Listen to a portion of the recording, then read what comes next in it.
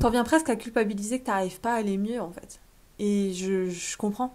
Et qu'est-ce qui différencie finalement les gens qui essayent et que ça fonctionne et les gens qui essayent et que ça fonctionne pas? Aujourd'hui, on se retrouve dans une nouvelle vidéo pour continuer la série de sortir de la dépression. Si tu ne le sais pas, j'ai une playlist entière sortir de la dépression, donc je t'invite à aller la voir, je te la mettrai dans le petit i. J'avais fait il y a un moment la première étape pour sortir de la dépression, la deuxième étape pour sortir de la dépression, et maintenant, je vais te dire la chose la plus importante pour sortir de la dépression.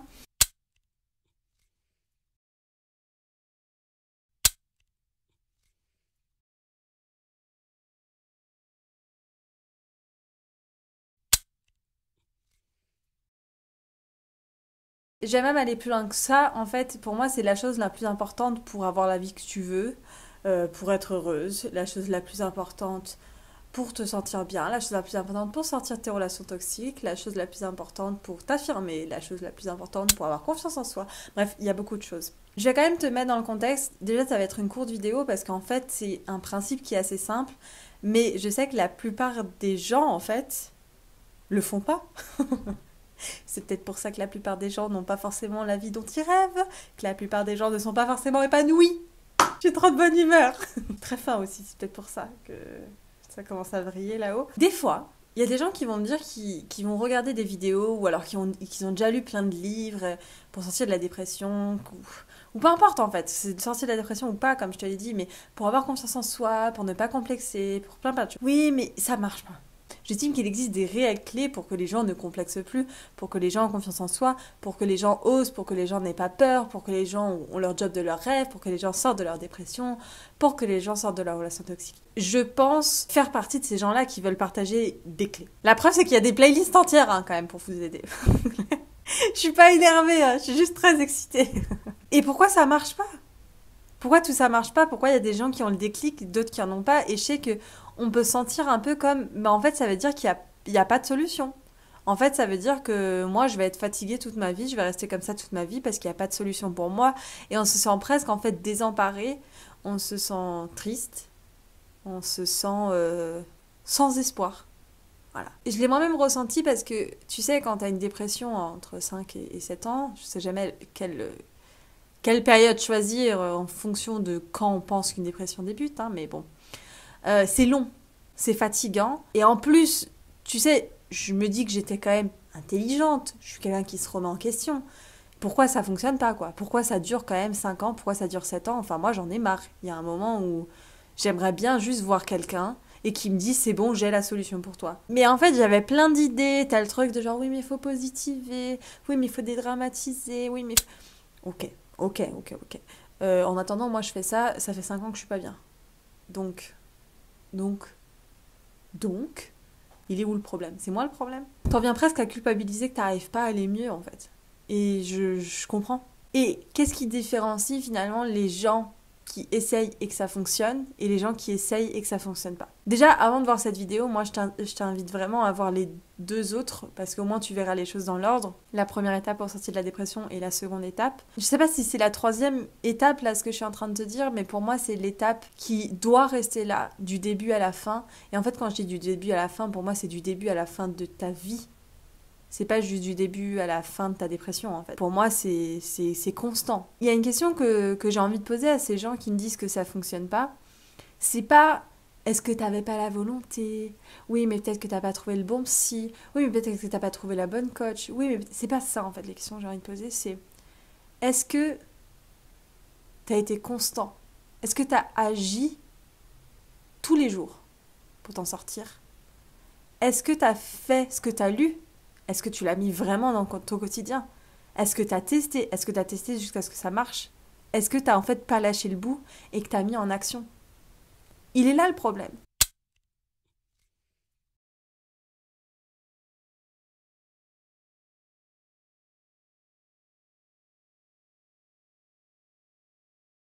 Je vais être honnête avec vous, mais je vois plusieurs types de personnes qui regardent mes vidéos. Il y a des gens qui vont juste apprécier le fait que je rigole pour rien et que j'ai très faim et donc du coup je rigole pour rien. Il y a des gens qui vont regarder un peu mes vidéos dans un état passif et je le comprends parce qu'à la base YouTube c'est une plateforme de divertissement. Et donc, on est dans un état passif, c'est pas un jugement, c'est juste vrai, hein. Je le fais aussi. Hein. Et puis, il y a des gens qui m'envoient des photos de eux qui prennent des notes de ce que je dis dans mes vidéos et qui les font et qui reviennent quelques jours plus tard en me disant mais en fait je vois déjà une évolution. Et en fait je vais le dire, mais dans mes coachés ça peut être la même chose. Il va y avoir des personnes qui vont être à fond et tous les exercices que je vais leur donner ils vont les faire à fond et comme par hasard ils se sortent d'une dépression, d'une relation toxique, je sais pas moi, en 3 mois. Et puis il y a des personnes qui ok, non mais je veux bien faire ça, mais bon, en même temps, ça prend du temps, ça prend de l'énergie, et je suis fatiguée. Et je le comprends, moi je pense que c'est même pas tant des excuses, c'est que la fatigue, elle est réelle quand t'es en dépression. T'es épuisé, t'es même pas fatigué, t'es épuisé. C'est réel, mais t'es épuisé aussi parce qu'en fait, toute l'énergie que tu mets dans des choses qui t'épuisent. Donc, c'est-à-dire aller mal, par exemple. Je me retrouve un peu, moi, à l'époque, quand je suis allée voir ma psy, non, c'était pas ma psy, c'était la meuf du planning familial, et qu'elle m'a dit c'est bon, l'entretien est fini, et que je tombe en larmes. Et elle me dit mais qu'est-ce qu'il y a? Et je lui ai dit mais en fait je suis épuisée. En fait je suis épuisée parce que là je viens de parler avec vous pendant 1 heure, et ça... Désolée mais ça change rien en fait, tu vois. Genre j'ai essayé de trouver une solution, et ça change rien. Et j'ai dit j'ai comme pas la force de continuer là. Donc là il faut qu'avec les petites forces qui me restent, tu me trouves un truc qui fonctionne. Et en fait ce truc qui fonctionne là, il existe partout. Mais il faut que tu le mettes en action. Même si c'est fatigant, même si t'es épuisé, il te reste de l'énergie, et j'en suis sûre, et tu peux pas me mytho parce que je suis aussi passée par là. Il te reste un petit truc d'énergie que normalement tu utilises pour faire des choses qui t'épuisent encore plus. Ben là, utilise-les pour prendre toutes ces solutions-là et les mettre en action. Mais pas les mettre en action 1 jour, 2 jours, 3 jours, les mettre en action jusqu'à ce que ça aille. Tu peux limite pas dire qu'une méthode, elle marche pas, si tu l'as pas vraiment essayé. C'est un peu comme les gens pour moi qui parlent de la Miracle Morning et qui disent ouais c'est pas ouf et qui l'ont essayé genre 2 semaines. Non en fait tu dois l'essayer jusqu'à ce que ça devienne ouf pour toi. Et elle est là en fait la solution à la sortie de la dépression, c'est que quand les gens te donnent des solutions, il y a un moment faut que tu agisses et il faut que tu les mettes dans ton quotidien. Faut que tu agisses, tu vois. Si je te prends la métaphore d'une petite plante, je sais plus où j'avais utilisé cette métaphore, mais pour moi c'est comme écrire. Ok, première étape, je vais comprendre ce dont la plante elle a besoin. Bon, ben elle a besoin d'eau. Deuxième étape, je vais penser à aller arroser la plante.